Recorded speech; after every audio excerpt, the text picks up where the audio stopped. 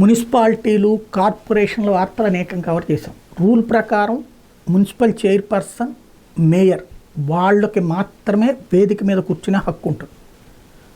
ఎమ్మెల్యేలు ఎదురుగుండా కూర్చుంటారు, వాళ్ళకి ఫ్రంట్ లైన్లో సీట్లు వేస్తారు. కార్పొరేటర్లు ఉండే దాంట్లో ఒక 4 రోలుగా ఉందంటే కనుక ఒకవైపున వాళ్ళకి ఫ్రంట్ లైన్ వేస్తారు.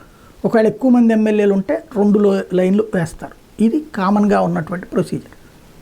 అయితే జగన్ హయాంలో కొన్ని చోట్లన ఏదైతే ఎమ్మెల్యేలను తీసుకొచ్చుకుని మేయర్ పక్కన కూర్చోబెట్టుకున్నారు అన్నటువంటిది మొన్న కడపలో ఆవిడ ఎమ్మెల్యే మాధవిరెడ్డి గొడవ చేయడం వల్ల తెలిసింది. అంటే కొన్ని చోట్ల అట్లా పెట్టుకొచ్చారట. ఇప్పుడు మరీ ఎక్స్ట్రీమ్ లెవెల్కి వెళ్ళిపోయి నర్సీపట్నం ఏదైతే అయ్యన్న పాత్రుడు గారి నియోజకవర్గంలో అక్కడ వైసీపీ గెలుచుకుందట మున్సిపాలిటీ. కాబట్టి ఆ చైర్పర్సన్ పక్కన పెట్టడం కోసం అని చెప్పేసి అంటే ఆమెకి చెప్పారట చైర్పర్సన్కి, ఈయన మామూలుగా ఎక్స్ అఫీషియో సభ్యుడిగా ఎమ్మెల్యే గెలిచిన వాళ్ళు ఎక్స్ అఫీషియో సభ్యులుగా ఆ మున్సిపాలిటీలో ప్రమాణ స్వీకారం చేయాలి. అలాగే నేను వస్తాను ప్రమాణ స్వీకారం చేస్తానంటే ఇప్పుడు మన్మోహన్ సింగ్ గారి సంస్మరణ దినాలు కాదండి, ఈ టైంలో అట్లాంటివి పెట్టకూడదు అని చెప్పిందట.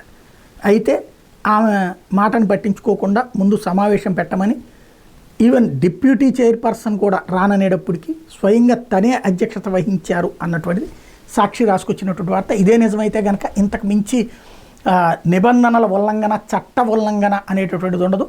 రాజకీయం ఎంతకైనా దిగజారిపోవడం, లేదంటే రాజకీయం ఎంతకైనా తెగించుకునే స్థితి వస్తే కనుక దందాల రాజ్యం అవుతుంది తప్పించి బాధ్యతాయుతమైనటువంటి డెమోక్రటికల్ స్పిరిట్ ఉండదు.